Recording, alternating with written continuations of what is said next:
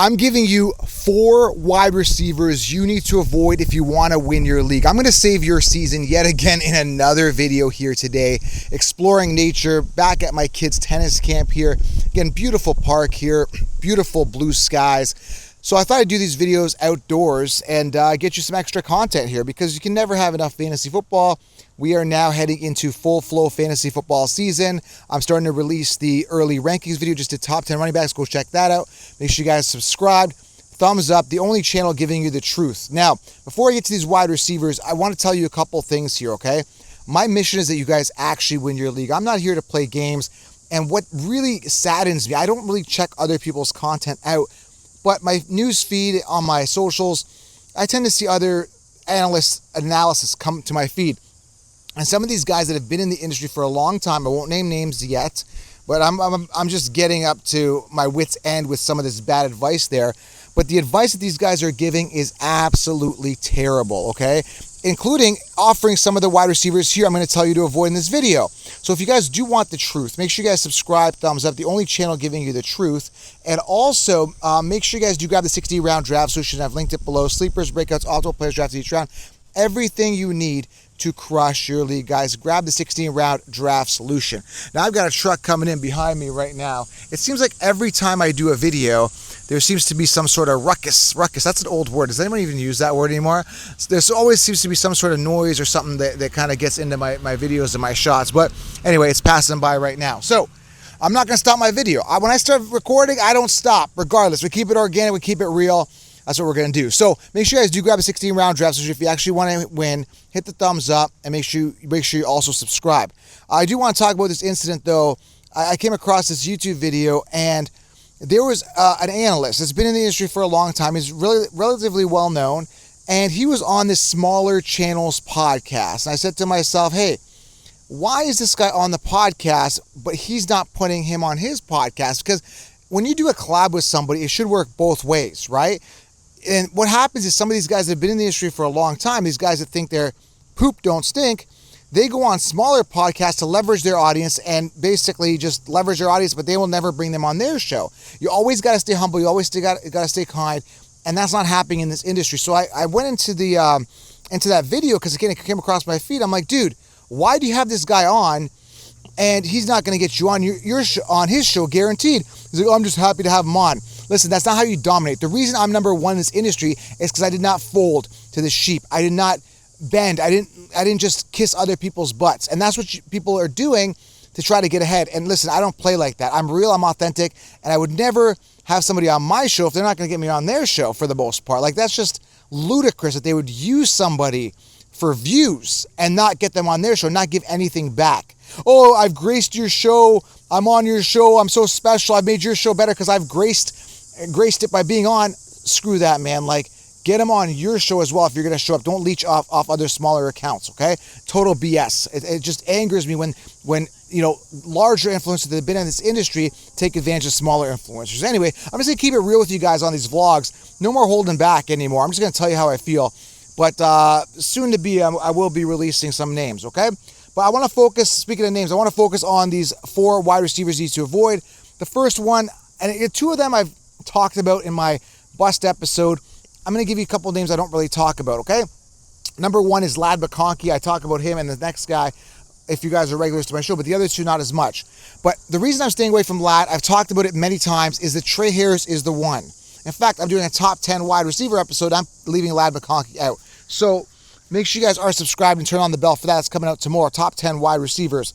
Ladd McConkey was the guy that I believed in. I told you to draft him last year. Why? Because the situation was good. The guy that told you to draft him last year, the only guy that told you to draft to make sure he's on all your rosters, is the only guy telling you not to draft him this year because his draft capital is too expensive. Second round for this guy is ludicrous and it's way too expensive. Don't do it. Trey Harris will emerge. I'm telling you guys. They're going to use Quentin Johnson more. They're going to use Omari Hampton more. They're going to use Najee more. I'm telling you, do not draft Ladd McConkey, a second round bust, 100%. Okay? I'm keeping T. Higgins out of this. I always talk about wide receivers to avoid, and got bugs on me here. I got wide receivers to avoid, and it's like Higgins is there, but I'm not going to talk about him. The second guy is Rashee Rice, and I did the bust video, and so many people were telling me, man, you're wrong on Rashee Rice. You got to draft Rashee Rice. He's the real deal, Rashee Rice. I'm like, dude, Rashee Rice is going to bust. Rashee Rice is in a committee. They were running Royals. They're running Royals. And not to mention, he could be facing a solid suspension, a long suspension. And what is he, like wide receiver 19 coming off second, third round? That is ludicrous for a guy who's facing a suspension, who's going to see a major diluted work share. Okay, when you're looking at guys in second and third round, you got to be very picky. Guys like Ladd McConkey, who's going to be diluted this year with the addition of a true X receiver and Trey Harris. Got to take a look at Rashee facing a looming suspension. When they got Worthy there, who only peaked at 98 targets without Rashee Rice there, right? So you've got Rice, you got Worthy, you got Rolls, you got Kareem Hunt, you've got Pacheco, you got Kelsey, who's a true wide receiver, one who saw 133 targets last year. So what are you going to do with a guy in the third round in Rashee Rice and wasting a pick on uncertainty and guaranteed volume dilution? It's crazy. Don't do it. You're wasting your time, okay? The third guy here, I don't talk about too much, but I'm staying away from the entire Bears offense for the most part. The guy, because I don't trust Caleb Williams. That's the number one reason not to draft DJ Moore, who's sitting pretty much wide receiver like 19, 18, something like that. He's in there, man. He's one of the top wide receivers being drafted. Now, they drafted Loveland, tight end, who can catch the ball. They had Luther Burden, who may be special teams, but they might get integrated possibly in the slot. He's going to get some work. So you got Burden, you got Moore, you got Romo Doomsday stepping up. Now you're saying, well, yeah, there's freed up volume. Whoever is not there anymore, Keenan Allen, whoever it was last year, not there. I get it, man, but it's still Caleb Williams. I don't trust Caleb Williams. I understand they got Ben Johnson as head coach, who was the offensive coordinator of the Lions, but if you're a crappy team and you're a crappy quarterback, I'm not a believer in Caleb Williams, okay? Just like I'm not a believer in Justin Fields. Now, at the time of this recording, just before I recorded this, Fields was dealing with a toe injury. Apparently, somebody stepped on it. I don't know the severity of it at the time of this recording. Hopefully, it's not too serious. But guys like that, I don't trust. Guys that have had years to wow me, I'm not wowed like Justin Fields, I don't trust. And Caleb is giving me Justin Fields vibes. I don't trust him, okay? Again, good coaching, good offensive weapons, but is he going to perform? I don't know. When you look at a quarterback, you got to get a guy that's more proven, more solid, more secure. And Caleb is not that. So that being said, his receivers are compromised, and there's uncertainty surrounding them. Guys like Burden, guys like Loveland, who I like, he's going to have some big games, but is he going to be consistent? That's the thing. So if you're drafting a high draft capital on a guy like DJ Moore, you got to ask, man, there is so many other targets around with uncertainty at quarterback. I'm not doing it. And DJ Moore, it's not that good. He's a good 1B. He's not even a true alpha 1A, okay? Don't do it. You're going to get wide receivers later that are going to surpass these wide receivers being drafted early. Guys like T. Higgins, guys round 2, Rashee Rice, guys like DJ Moore, all wastes of picks. Ladd McConkey round 2. And last year, I told you, Ladd McConkey, Brian Thomas, later round guys emerge. You can wait on wide receiver, and I explained all that in the 16-round draft session, okay? So we talked about DJ Moore, we talked about Rice, we touched on Higgins, because we got to talk about Higgins consistently. We talked about all these guys, but there's one more player you need to stay away from, and I can't believe he's still coming off relatively high, is Chris Godwin. Now, he is dealing with an injury. I think it's lower leg, ankle type thing, and uncertainty on his playability even in week 1. Now, this is a guy that's dealt with injuries his entire career, and they drafted Emeka Egbuka for a reason, because they're going to run him. Now, I love Emeka, but Godwin's really got to get completely sidelined for me to get completely excited about Emeka. So I don't know the full report on Godwin. Nobody really knows. They're not really revealing much, but sometimes you don't look at what they do. Don't look at what they say. They look at what they do. And the fact that they drafted Emeka with such high draft capital and he's so talented tells me that there's issues with Godwin. Okay? I don't trust him. And you got aging Evans, so that helps Emeka's case as well. Personally, for me, I am staying away 100% from Chris Godwin.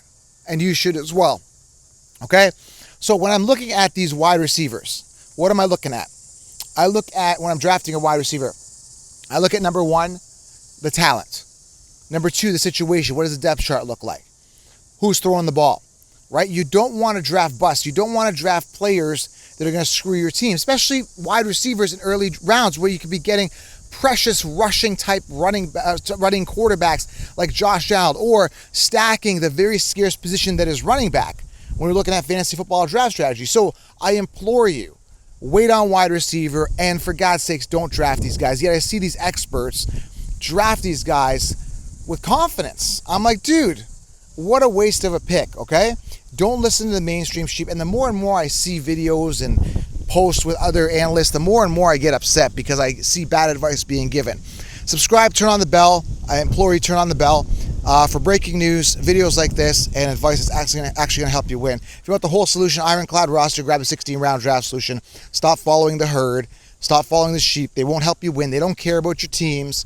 They don't care about you. Bottom line. The reason I got into this is because I was sick of the advice being given, and it's still being given. I'm going to supersede that by offering good advice. If you guys want the cheat code, grab 16 rounds and you'll never look back.